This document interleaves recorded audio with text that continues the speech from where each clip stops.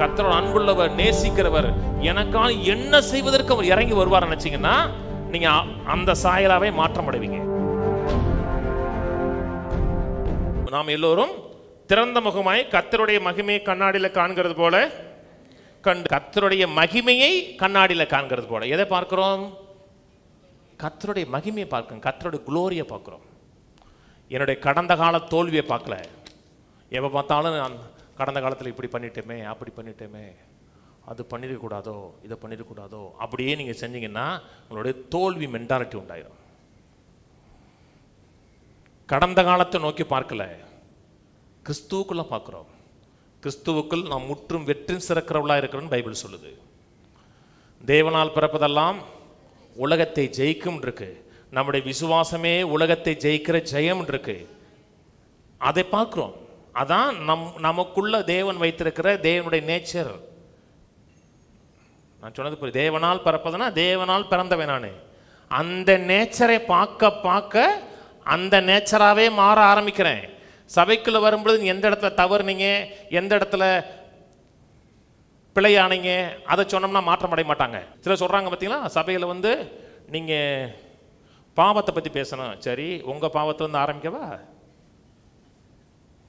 உங்ககிட்ட இருந்து ஆரம்பிக்கிறேன். உங்ககிட்ட இருந்தே ஆரம்பிச்சிடவா? ஒவ்வொரு ஆளா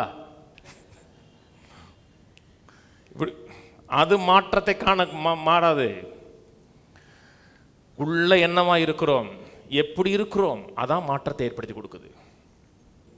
இல்ல அவர் போதிச்சாரு, விரியன்மாண்பு குட்டிகளே என்னாரு, யாரை பார்த்து சொன்னாரு? ரசிக்கப்பட்டவனை பார்த்தா? மதவாதிகளை பார்த்து சொன்னாரு. இயேசு வருவதற்கு முன்பாக சொன்னாரு. இயேசு வந்ததுக்கு அப்புறம் எந்த இடத்துலையும் அப்போஸ்தலனாகிய பவுலோ அல்லது கிறிஸ்துவோ தன்னுடைய மக்களை பார்த்து விரியன்மாண்பு குட்டிகளே அப்படின்னு எந்த இடத்தையும் யூஸ் பண்ணல. கொரிந்து சபைக்கு எழுதுறாருங்க. கொரிந்து சபையில் பாவம் தலைவிரிச்சு ஆடுது. பாவம் இருக்குன்னு சொல்லலை, தலைவிரிச்ச ரப்பர் பேண்ட் போட்டு கட்டுறதுக்கு ஆள் இல்லைங்க,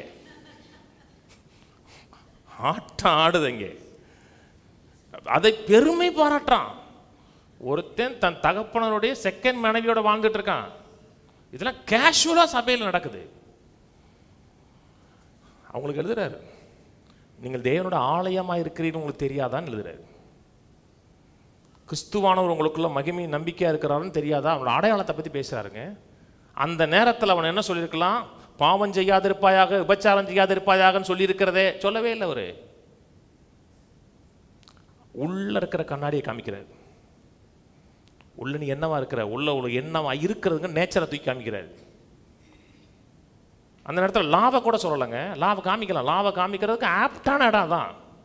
விபச்சாரம் செய்யாதிருப்பாயாகன்னு சொல்லி இருக்கிறது சொல்லலாம், சொல்லவே இல்லை.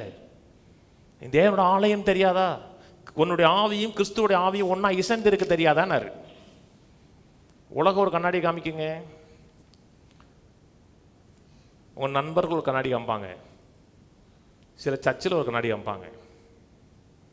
இந்த கண்ணாடியை பாருங்க. ஒருவேளை பாவம் செஞ்சிருக்கீங்கன்னா மன வேதனைப்படுறது தப்பு இல்லை. வேதம் சொல்லுகிறது, தேவனுக்கேற்ற துக்கம் மனம் திரும்புக்கு நேரம் நடத்துகிறன்னு இருக்கு. அது அந்த துக்கம் நல்லது, லௌகீக துக்கம் இல்லை, தேவனுக்கேற்ற துக்கம். ஐயோ நான் இப்படிப்பட்டவனாச்சே, நீதிமானாச்சே, கடவுளுடைய பிள்ளையாச்சே, தேவனுடைய சாயலாக உருவாக்கப்பட்டவனாச்சே, நான் போய் இந்த சாக்கடையில் கிடக்கலாமா சேச்சே அப்படின்னு தட்டிட்டு ஓடிட்டும் நல்லது. ஐயோ நான் சாக்கடையில் கிடக்கிறேன்னு சொல்லிட்டு அதுக்குள்ளேயே இன்னொரு டவர் வரக்கூடாது. அது என்னன்னா லௌகீக துக்கம். கவலைப்படுவாங்க, வெளியே வரவே மாட்டாங்க. இது வந்து தேவனுக்கேற்ற துக்கம்.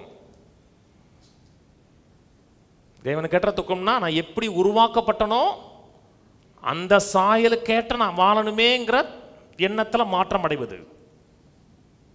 கவனிக்கிறீங்க?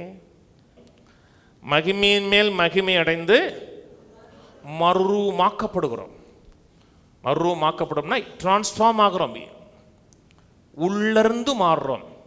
ஒரு புழு வண்ணத்து பூச்சியா மாறுறதுங்கிறது வெளியே இருந்து வரல, உள்ளிருந்து வருது. இன்னர் சேஞ்ச், மறுரூபமாக்கப்படுகிறோம். ஆவியானவரால் நம்மை நாமே மாற்றுறது, நம்ம மாறுறது, மறுரூபமாக்கப்படுகிறோம், உள்ளிருந்து மாற்றப்படுகிறோம்.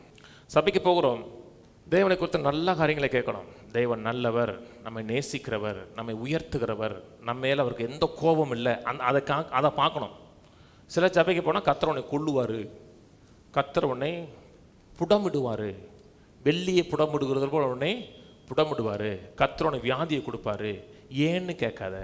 அன்னைக்கு ஒருத்தர் இப்படி சொல்கிறார், நீ நல்லவன் தான், நீ உத்தமன் தான், நீ சன்மார்க்கம் தான், ஆனால் உங்கள் அப்பா அம்மா என்ன செஞ்சான்னு உனக்கு தெரியுமா?